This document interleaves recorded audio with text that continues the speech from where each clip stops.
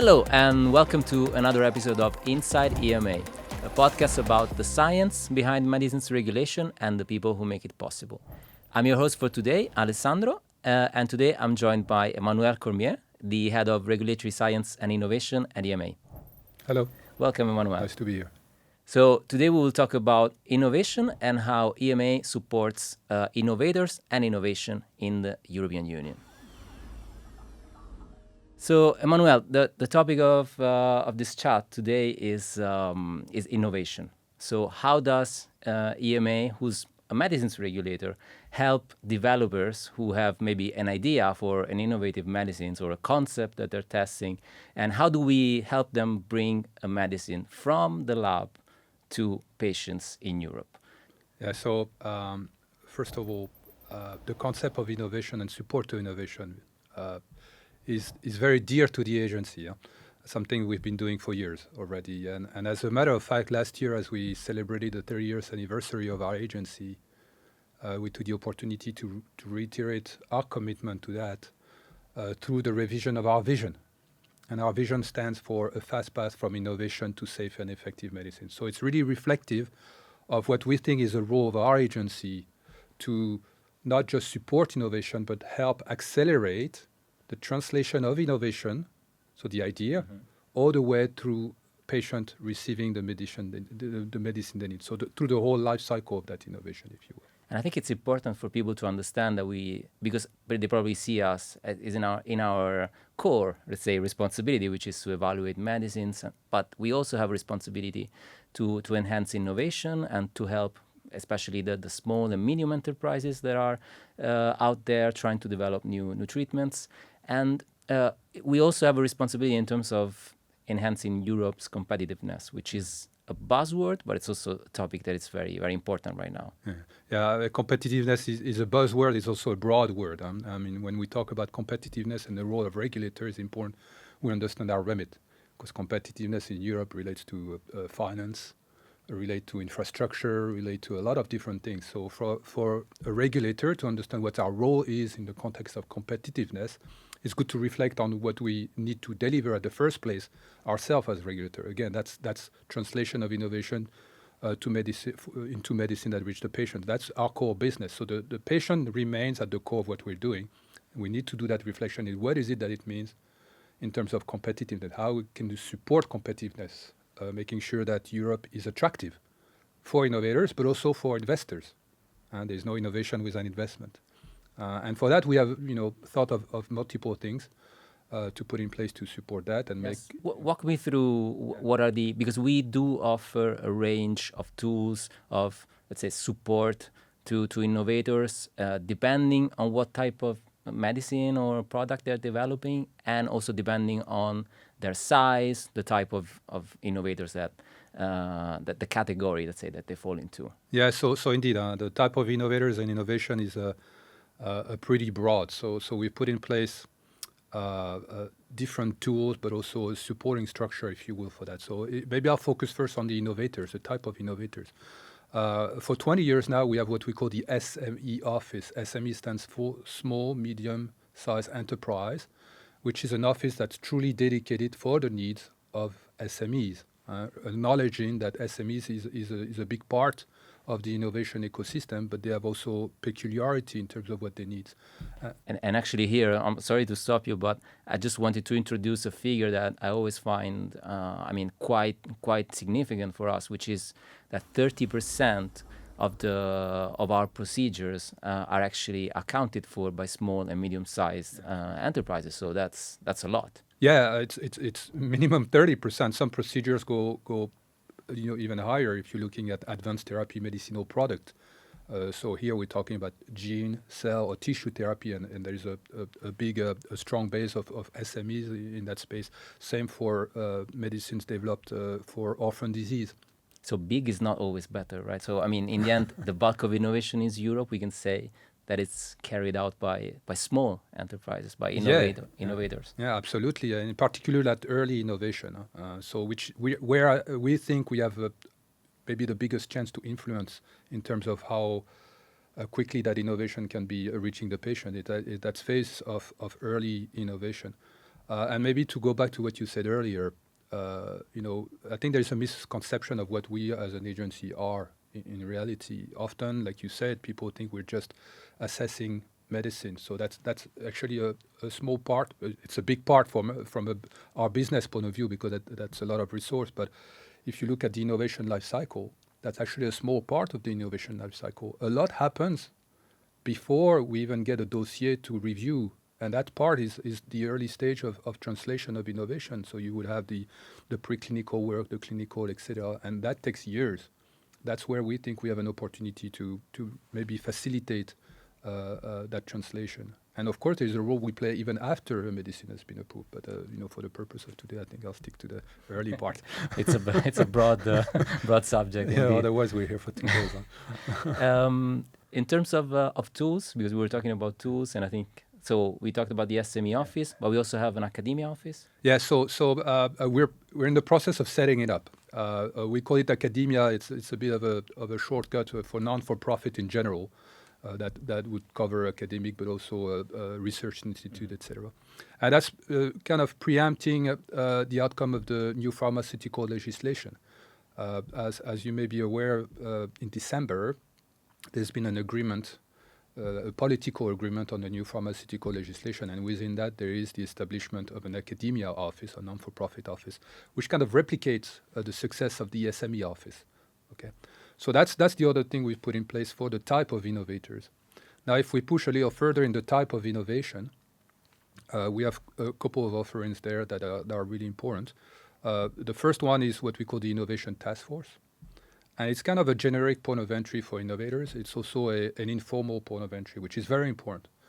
We don't want to put the bar high that innovators don't dare reaching out to us. So the Innovation Task Force is this kind of brainstorming type of exercise. You come with a PowerPoint presentation. We engage with some of our experts internally and with the network, and we have that discussion about what you want to do, what are your plans.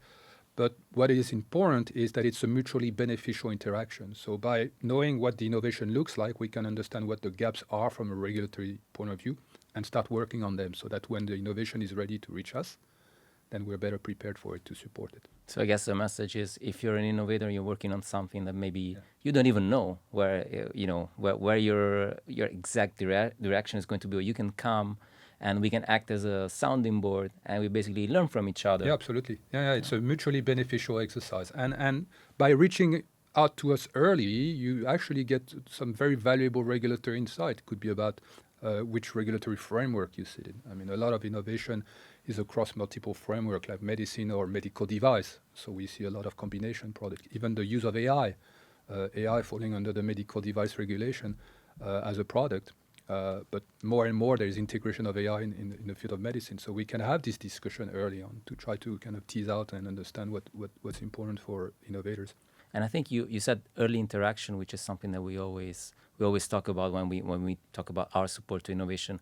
Come early, because if you come early, you avoid a lot of maybe pain down the road, because in the end you need to be prepared and to understand how to submit, for example, a submission to a regulatory agency. And if you do this before, while you're still maybe designing, the clinical trials, for example, it's easier, right? Yeah, our message is going to be clear. If you come to us early, you may save yourself time and money, and some gray hair as well, but at least time and money.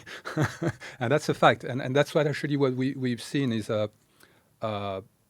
if you look, and it's particularly true for small and medium-sized enterprise and non-for-profit.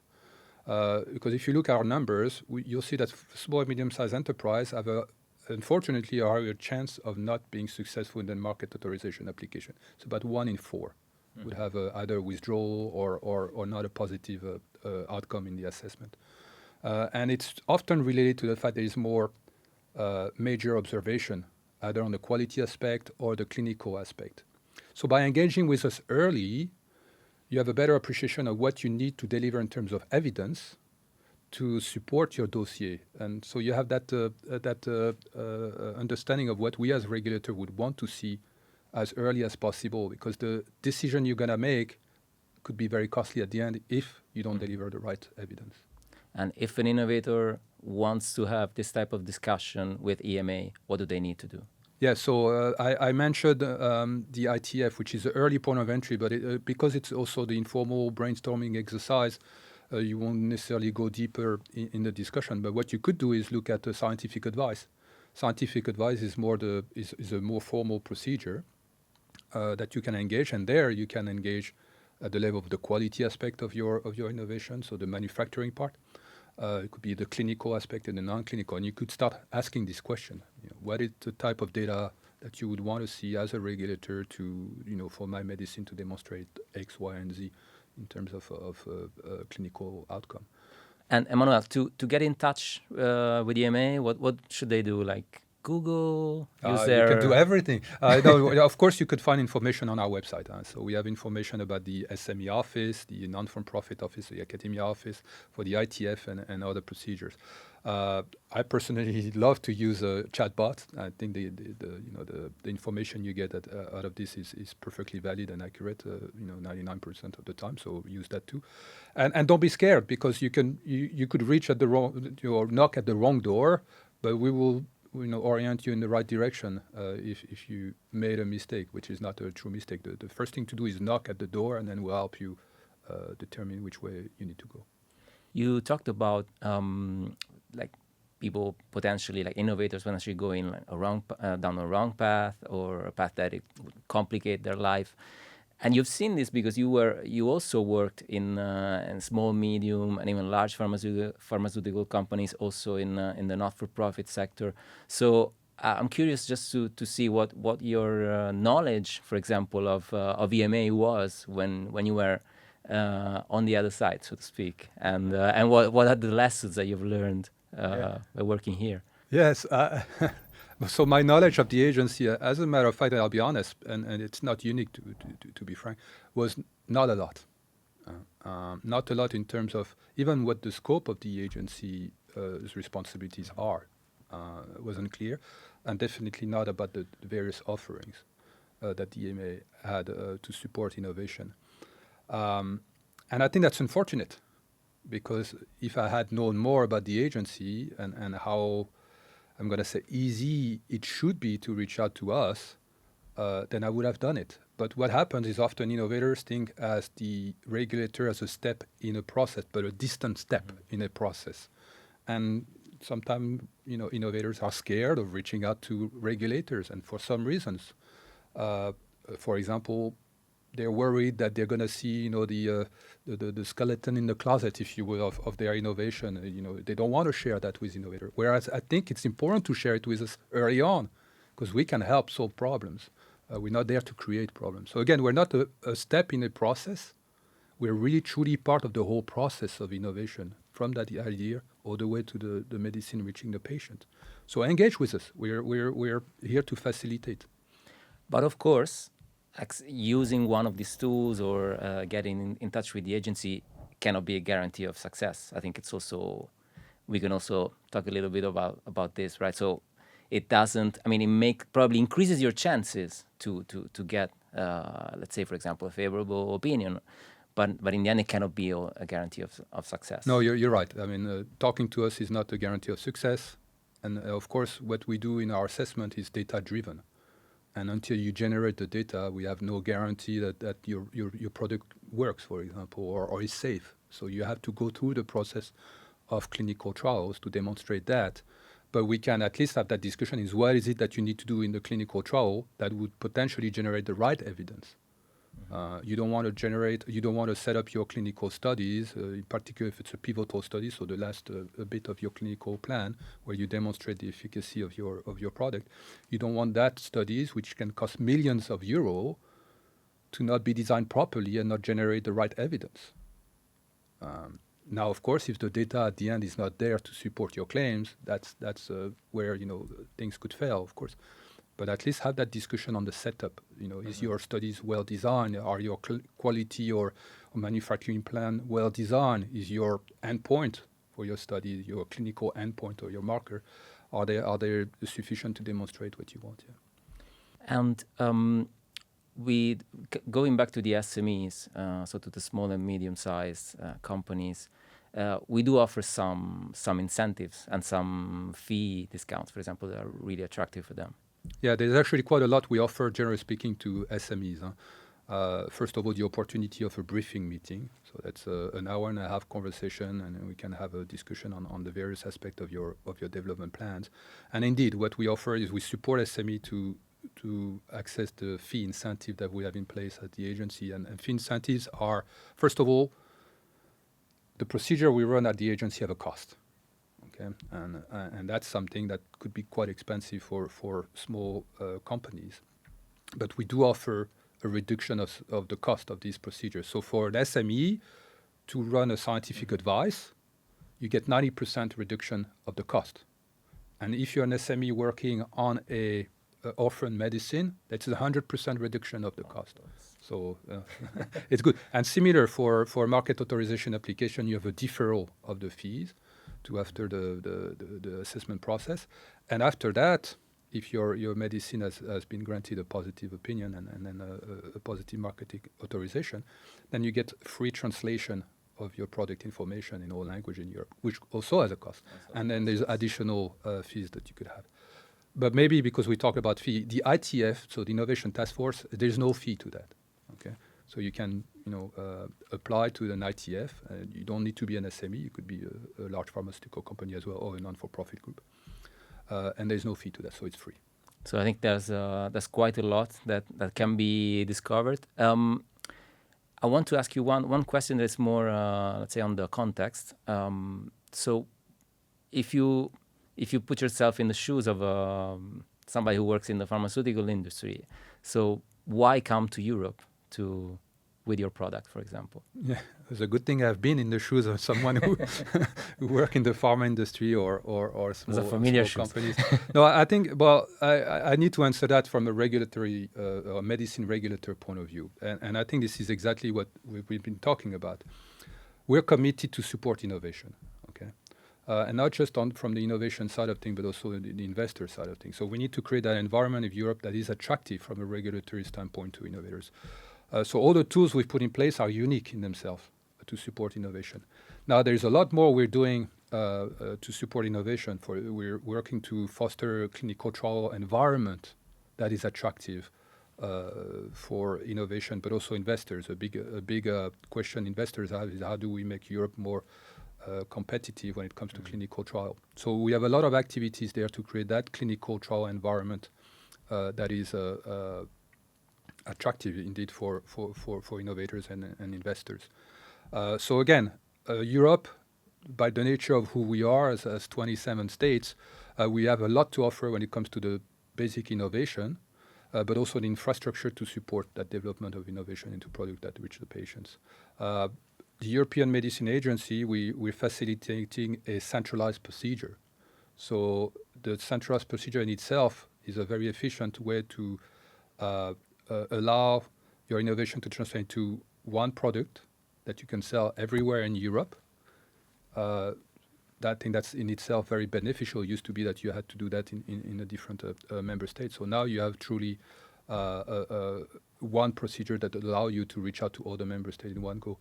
As we say always, one application, one evaluation, one marketing authorization in all 27 member states. You know it well. I do. Yeah, but that's exactly what it is. Yeah. So, what would be your advice for? I think we touched upon this already, but what would be your advice for an innovator that is tuned in to this podcast? So, what should they do? Well, first of all, don't be scared to reach out to us. We have a lot to offer. Let's have that discussion. It will help you at the end. Like we say, it's going to save you time and money. I mean, these are great arguments. So reach out to us. I think that's the first step for everyone, and then we can really try to figure out what's the best path forward for your innovation. Yeah. Emmanuel, I'm also aware that we are starting to now reach out proactively to innovators. Tell us more about this initiative. Yeah, so it stemmed from a reflection we had on competitiveness and what else can we do to really make the European environment more attractive for innovation. So we have a lot to offer in terms of the tools and process we have in place. There is a lot to be expected from the various regulatory initiatives that the Commission is pushing. So what else could we do? And we thought in a context where the innovation ecosystem in Europe is rich, but it's fragmented. how can we, as regulators, create more awareness in that ecosystem of what we have to offer to support innovation. So we started last year a pilot where we started to reach out to some of the biotech clusters in Europe to see whether, first of all, they were aware of what we're doing and whether there would be a mutually beneficial interaction we could have. So we've mapped out the ecosystem of biotech clusters in Europe. And what we see in the exercise we've done, and we're scaling this up this year because we've seen so much positive outcome, is that actually there is a need for us to be where the innovation is. So it really project regulators where innovation is in the innovation ecosystem, in that mutually beneficial If I may, who's in interaction. these biotech clusters? Yeah, so that's also one key element is the biotech clusters is kind of a convergence of interest. There is academia, there is clinical research or hospitals, if you will. There is small, medium-sized enterprise, there is big pharma, and there is investors. The missing piece is regulators, all right, at least in my opinion and in our opinion.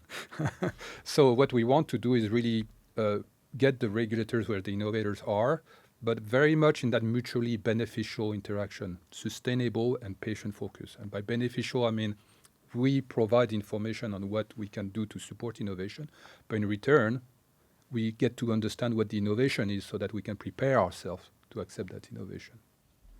Well, so it looks like you will have a lot of work in the in the near future. A lot of, but a very exciting. Very important and very exciting indeed. So I think we need to wrap things up. We've gone through quite a lot, but of course there's more. And I think for people who are interested in this topic, they can find a lot of information on our website. We'll also make sure to post the link so they know where to go to find more information. Emmanuel, thank you again for taking part in this podcast. Thanks again to our viewers. If you like this episode, please share it with a friend. Maybe drop us a like or a comment. Subscribe to our platforms. We will be back with new episodes. So thanks again for watching, and we will see you next time.